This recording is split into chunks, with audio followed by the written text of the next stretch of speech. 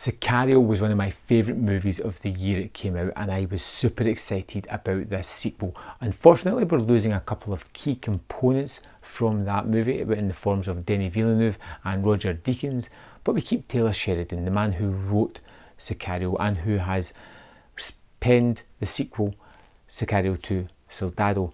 And in this one here we lose Emily Blunt's character, but we still have Josh Brolin's character and Alejandro, played by Benicio del Toro, and these two guys are called to action once again when a terrorist bomb goes off on US soil, and they link it to the cartels. More importantly than just the cartels, the fact that they are bringing people or smuggling people into the US. So they've decided to clamp down on the cartels in the only way they know how, with dirty warfare. They call in Matt to go undercover, do some dirty dealings, cause some disruption and try to wipe out the cartels with infighting. And they decide to do this by kidnapping one of the head of the cartel's daughters. And that's about as much of the story as I really want to tell you, because I don't want to waste too much more for you. All I want to say is, if you were a fan of Sicario, you're probably going to find something here that you will enjoy. It's not as good as Sicario, but it's still a very interesting movie that I quite enjoyed.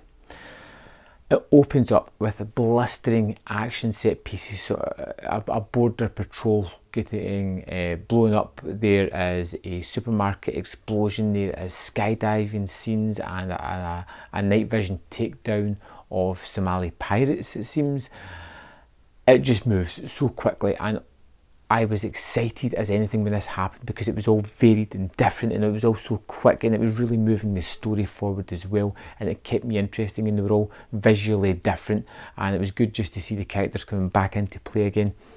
Obviously it's globe-trotting to start off with, as they start to piece together pieces of the team and the information that they're looking for to take this further, and the movie kind of follows several beats that were in Sicario.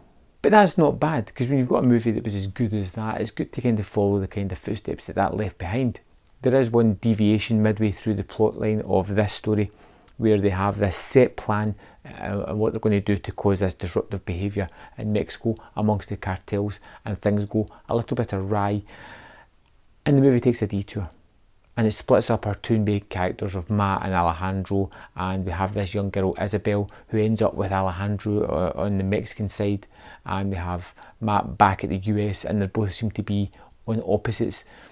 And this is where the story kind of branched off from where I wanted it to go. I wanted to see the sort of cartels start to fight back or tear itself asunder, rather than this kind of contained story of Alejandro almost trying to get a little bit of personal redemption, which didn't really sit 100% with me. Although I could understand it from a screenwriting point of view, I wanted to see the action side of it rather than this personal war that he was waging against himself and trying to get that redemption. The actors are great, the story's great, visually it's fine, it has some really good action set pieces, and you can tell that a bigger budget's been spent here to make a sort of bigger story, a little bit more of a canvas, a little bit more action set pieces. But bigger, longer, doesn't always make it better. This could have done with being a little bit more truncated, taking that the last maybe 15 minutes, 20 minutes, and just kind of condensing that down a little bit to make a bit of a tighter story. But like I said at the start of this review, if you're a fan of Sicario, you're going to find a lot here to enjoy. Particularly Josh Brolin's character, who just seems to be everywhere this summer, is again this person who's quite happy to get his hands dirty. This person who deals in the murky underworld. This is someone who is quite happy playing about in the mud, you know, doing the things that people just wouldn't normally like to do. And you see it in certain action set pieces as well, where Brolin actually has to pick up a weapon and be part of the team. And again, it's nice to see these kind of people who aren't just sitting back giving the orders, but are actually on the front lines doing what they have to do. There is some political moments throughout the movie as well, where people want to start this war, they don't want to do it, they want to clean the slate and just kill everybody so that there's nobody to really testify against them, so they don't get impeached. But they're briefly touched on, and it's not really expanded throughout the movie. Overall, when I left Sicario 2, I was kind of middling.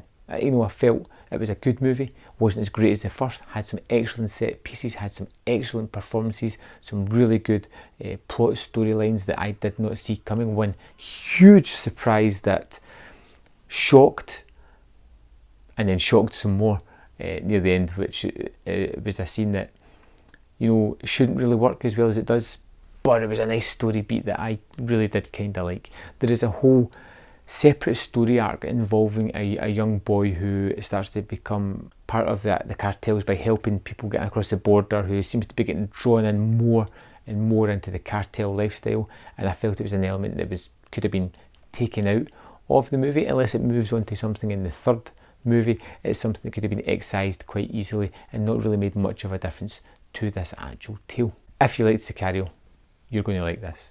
If you like adult thrillers with some action added in, you're going to like this. It is a crowd-pleasing movie. I didn't really hear too many people complaining on the way out of the theatre, and it's something that I can highly suggest. Like I said, I've said it a couple of times, I'm going to say it again. It's not as good as Sicario, but it's still a very good movie. And for me, Sicario 2 Soldado gets 4 out of 5. I'd love to know your thoughts on the movie. Let me know in the comment box below, and I'll see you next time on Man vs Film.